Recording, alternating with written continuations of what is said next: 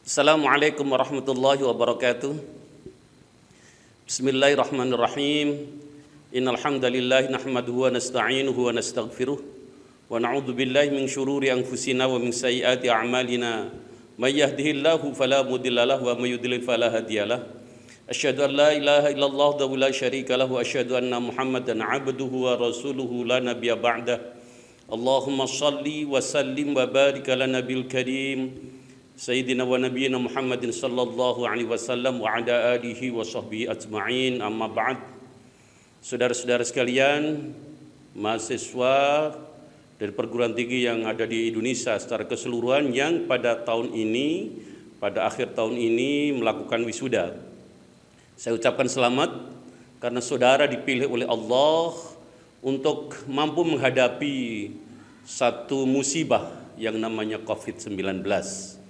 Walaupun Allah menurunkan musibah ini, saudara masih tetap bisa menyelesaikan studi saudara bisa meneliti dalam rangka penulisan skripsi, dan akhirnya saudara bisa ikut ujian skripsi, dan saudara dinyatakan lulus sehingga saudara layak untuk mengikuti wisuda.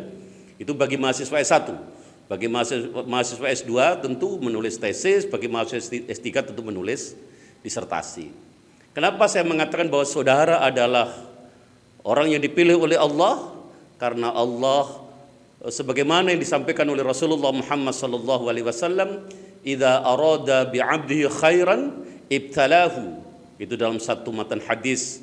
Pada matan hadis yang lain, Rasulullah katakan, "Idza arada Allah bi'abdihi khairan yusib minhu." Ketika Allah menghendaki hambanya itu menjadi hamba yang baik, maka Allah akan memberikan dia cobaan. Dan dengan cobaan ini yang namanya COVID-19, dan saudara ternyata bisa melalui itu artinya bahwa saudara adalah dipilih oleh Allah untuk menjadi mahasiswa yang brilian. Kenapa saya katakan brilian? Karena memang untuk menjadi orang-orang yang sukses, sebagaimana penelitian yang pernah dilaksanakan terhadap CEO, Chief Executive Officer di seluruh dunia pada tahun 1999 dan pada tahun 2002, di mana seorang CEO yang berpandangan maju, yang berpikiran maju, yang bisa menghadapi tantangan-tantangan di waktu yang akan datang, itu adalah menjadi satu karakter dan prasyarat yang tidak harus dikuasai. Dan saya pikir saudara dipilih oleh Allah untuk bisa menghadapi tantangan-tantangan di waktu yang akan datang, termasuk di dalamnya adalah manakala dalam hidup ini ternyata Allah memberikan satu cobaan terhadap kita, saudara bisa melalui itu dengan baik. Oleh karena itu, saya secara pribadi mengucapkan selamat bagi saudara-saudara sekalian, dan semoga ini satu pertanda bahwa ke depan saudara akan menjadi hamba Allah yang sukses. Hamba Allah yang sukses tidak hanya sukses terkait dengan karir di dunia ini, tetapi juga akan menjadi hamba Allah yang sukses nanti di akhirat kelak. Dalam rangka untuk mencapai itu, apa yang perlu dipersiapkan? Yang pertama tentu sebagai orang yang beragama, kita harus menjadi hamba Allah yang bertakwa. Karena dengan ketakwaan itulah Allah akan memberikan berbagai kemudahan dalam hidup kita. Sebagaimana yang pernah difirmankan oleh Allah, "Wa may yattaqillaha yaj'al lahu makhraja wa yarzuqhu min haitsu la yahtasib." Wa may yattaqillaha, barang siapa yang bertakwa kepada Allah, yaj'al lahu makhraja, dia akan diberi berbagai kemudahan hidup, akan diberi jalan keluar terhadap berbagai kesulitan hidup. Dan di situ dikatakan juga wa yarzuqhu min haitsu la yahtasib. Salah satu ciri orang yang bertakwa adalah apa? Dia memperbanyak membaca istighfar. Kalau kita mengikuti Rasulullah, maka kita membaca istighfar paling sedikit 70 kali sehari semalam, dan rata-rata Rasulullah itu membaca istighfar sebanyak 100 kali. Oleh karena itu, kenapa harus beristighfar?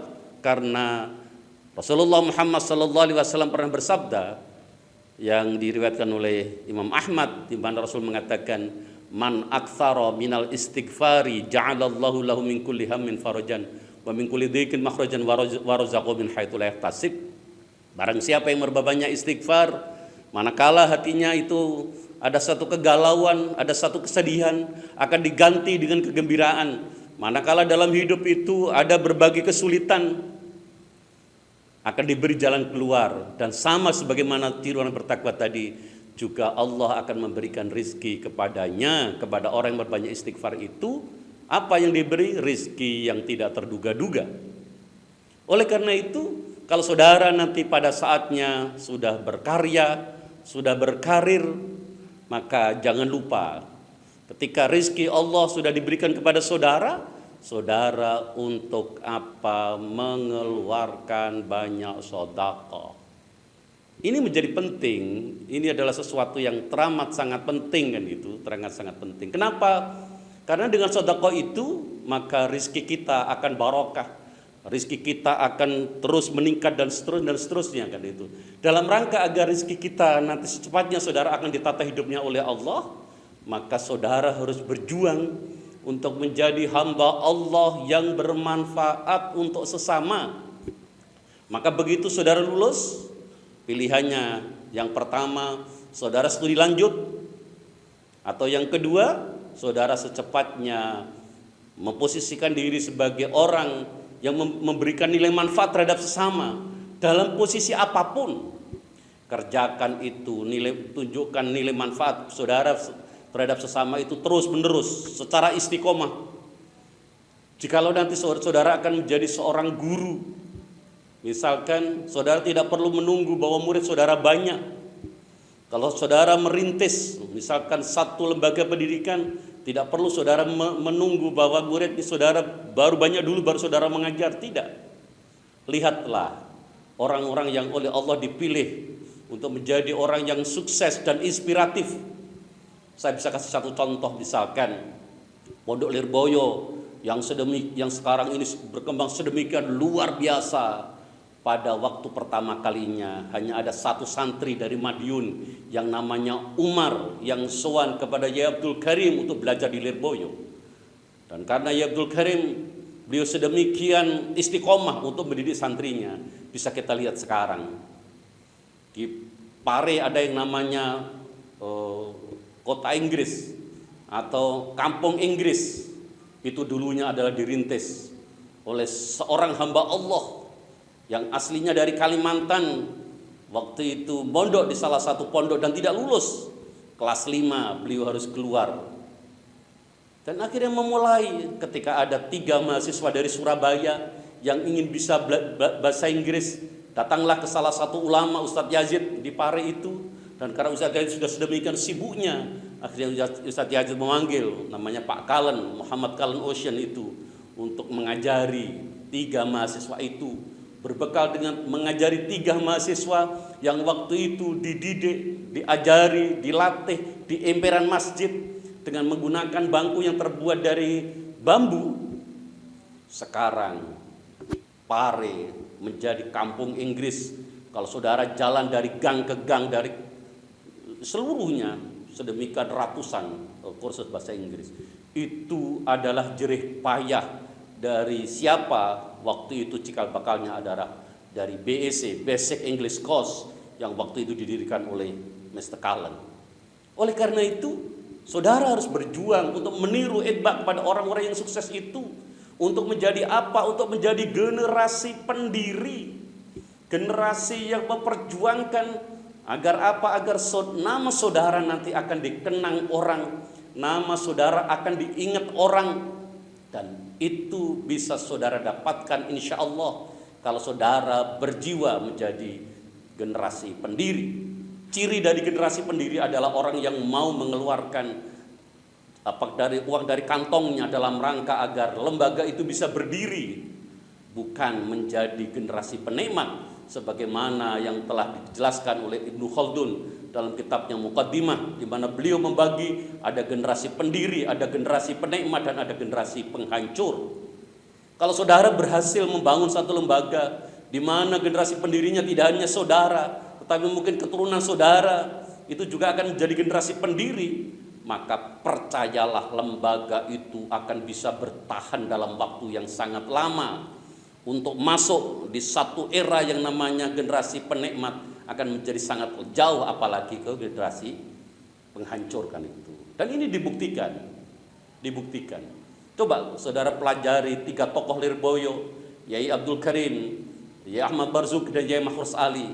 Walaupun pada generasi kedua, Yai Marzuki dan Yai Mahfuz Ali masih menjadi generasi pendiri, bukan menjadi generasi penikmat yang menikmati jerih payah dari pendirinya, dari pendahulu-pendahulunya kan itu. Oleh karena itu saudara harus berjuang dengan itba orang-orang sukses terkait dengan itu, bagaimana agar bisa menjadi generasi pendiri. Nah, ketika sudah berjalan, usaha saudara sudah mulai berjalan, maka ikuti apa yang pernah disumpahkan oleh Rasulullah Muhammad SAW. Rasulullah pernah bersumpah terhadap 3 hal. Yang pertama, Rasul mengatakan, ma naqasa malu 'abdin min shadaqah. Harta seseorang itu tidak akan mungkin berkurang disebabkan karena sedekah. Bahkan dengan sedekah itu rizki kita, harta benda kita akan bertambah dan bertambah. Oleh karena itu, ini sesuai dengan apa yang pernah disampaikan oleh Allah, yang difirmankan oleh Allah, man dalladzi yuqridullaha qardan hasanan fayudha'ifahu lahu ad'afan katsirah. Kalau kita memberikan hutangan kepada Allah satu hutangan yang baik, fayudha'ifahu, maka Allah akan melipat gandakan apa yang kita hutangkan. Kita menghutangkan Allah, itu artinya apa? Kita keluarkan sedekah, kita keluarkan zakat, kita keluarkan nafkah untuk keluarga kita, untuk diri kita, seluruhnya itu akan bernilai sedekahan itu. Maka jangan sampai kita menjadi orang yang bakhil, menjadi orang yang kikir. Dan pada saatnya ketika saudara sudah berkarir, barangkali saudara mengikuti satu kegiatan di satu institusi kan itu, ternyata jerih payah saudara, kompetensi saudara tidak dihargai. Saudara oleh Allah dikasih satu pimpinan yang naudzubillah misalkan dia adalah orang yang zalim, maka bersabarlah. Kenapa harus bersabar? Karena sumpah yang kedua dari Rasulullah Muhammad SAW, di mana Rasul mengatakan, wala zulima 'abdun madlamatan fasabara 'alaiha illa zadahu Allahu 'izzan. Tidak ada seorang anak Adam yang dizalimi dan ternyata dia sabar terhadap kezaliman itu, Allah akan berikan kepadanya tambahnya kemuliaan. Oleh karena itu, manakala saudara menerima satu keadaan di mana jerih payah saudara tidak dihargai dan seterusnya, sabarlah dengan terus berusaha untuk memperbaiki diri. Di sisi lain, ketika saudara menjadi pimpinan, jangan sekali-kali saudara berbuat zalim terhadap anak buah saudara. Karena apa? Tanggung jawab akhirat menjadi sedemikian berat. Dan yang ketiga kata Rasulullah, wala fataha 'abdun baba mas'alatin illa fatahallahu 'alaihi baba faqrin. Kata Rasulullah, dan tidaklah seseorang hamba itu membuka pintu minta. Dia suka meminta. Meminta itu tidak hanya pekerjaan orang-orang yang tidak punya harta benda, yang ada di pinggir-pinggir jalan, meminta belas kasihan orang yang lewat, tidak hanya seperti itu. Sangat boleh jadi seorang penguasa, misalkan pas proses rekrutmen pegawai baru, dia manfaatkan itu untuk transaksi. Calon-calon pegawai baru itu berani berapa dan seterusnya. Kalau ada proses bangunan, saudara petung dengan siapa? Dengan orang yang mengikuti tender itu, dalam rangka untuk mendapatkan gratifikasi atau minta gratifikasi, maka itu adalah bagian dari peminta-minta. Kalau ada orang yang suka meminta-minta, kata Rasulullah dengan bersumpah. Apa sumpahnya? Illa fatahallahu alaihi baba fakrin. Maka Allah akan buka di hatinya senantiasa ada pintu kefakiran. Di hatinya ada perasaan tidak pernah cukup. Karena salah satu ciri orang fakir itu adalah orang yang penghasilannya tidak mencukupi kebutuhannya, walaupun orang itu adalah orang yang uangnya teramat sangat banyak. Dan ini banyak kita jumpai di sana sini kan itu. Lah oleh karena itu, dengan senantiasa memperhatikan apa yang dibimbingkan oleh Rasulullah Muhammad SAW dalam kehidupan ini, insya Allah saudara ke depan akan menjadi hamba Allah yang sukses kan itu. Dan agar kita betul-betul ke depan untuk menjadi hamba Allah yang sukses di dunia dan di akhirat, maka kita perlu memperhatikan apa yang pernah difirmankan oleh Allah dalam satu hadis qudsi. Allah mengatakan, ana inda dzanni abdi bi, aku Allah itu tergantung apa yang disangkakan oleh hambaku. Oleh karena itu, saudara-saudara sekalian, mahasiswa yang pada tahun 2020 ini, pada suasana pandemi ini, saudara wisuda, yang walaupun wisudanya itu harus online dengan wisuda daring, saudara tidak bisa datang untuk foto bersama keluarga, untuk foto bersama teman-teman, untuk mencari memori. Walaupun dengan suasana seperti itu, kalau saudara menancapkan di alam bawah sadarnya bahwa saudara ke depan akan menjadi hamba-hamba Allah yang sukses dan terus berusaha untuk memantaskan apa yang saudara impikan itu, insya Allah Allah akan wujudkan apa yang saudara impikan itu. Jangan sampai saudara menghalang-halangi, saudara menutupi rahmat Allah dengan mengatakan, alah Pak, saya orang desa, orang tua saya bukan orang yang berpendidikan, dengan hidup seperti ini sudah cukup. Memang prinsip seperti itu tidak salah, prinsip seperti itu membuat hati kita damai. Tetapi prinsip seperti itu tidak memungkinkan kita untuk bersaing terhadap sesama. Padahal Rasulullah Muhammad SAW pernah bersabda, ahabun nasi ilallahi anfa'uhum linnas, bahwa manusia yang paling dicintai oleh Allah siapa dia? Anfa'uhum linnas, orang yang paling bermanfaat.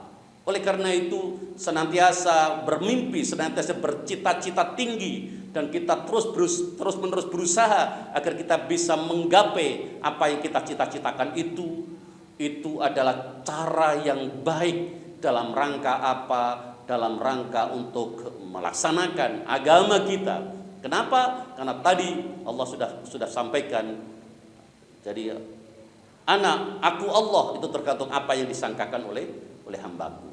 Dan sebagaimana tadi saya jelaskan, kita harus menjadi hamba Allah yang bertakwa, memperbanyak zikir.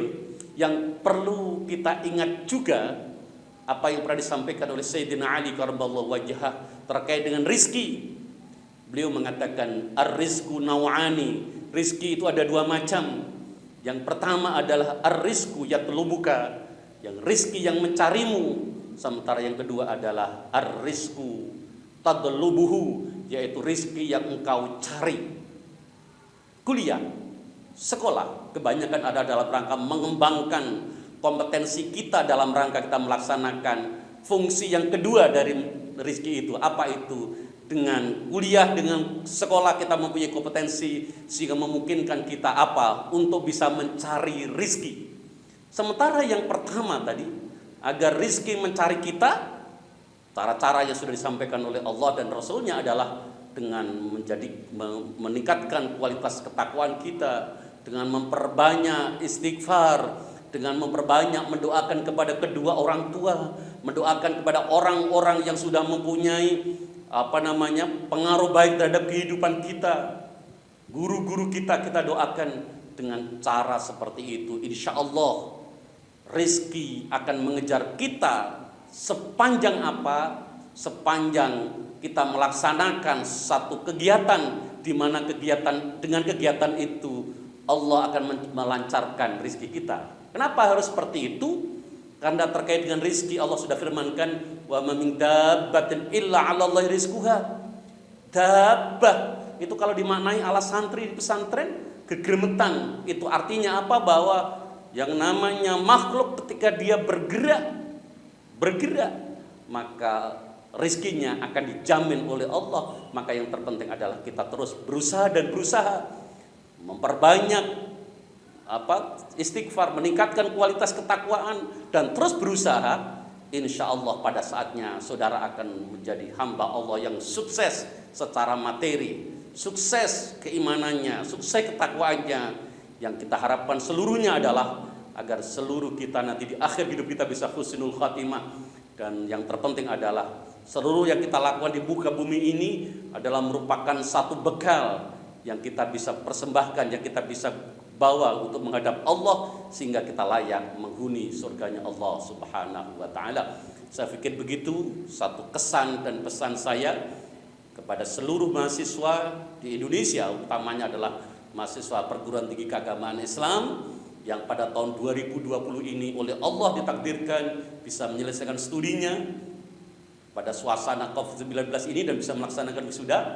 Semoga seluruh saudara akan senantiasa mendapatkan kemudahan dalam rangka menggapai cita-cita itu, dan seluruh saudara akan menjadi hamba Allah yang sukses dunia dan akhirat, hasanah fid dunya, hasanah fil akhirah, dan yang terpenting adalah waqina adzabannar. Barangkali itu yang bisa saya sampaikan pada kesempatan ini. Ihdinas siratal mustaqim. Wallahul muwaffiq ila aqwamit thoriq. Wassalamu alaikum warahmatullahi wabarakatuh.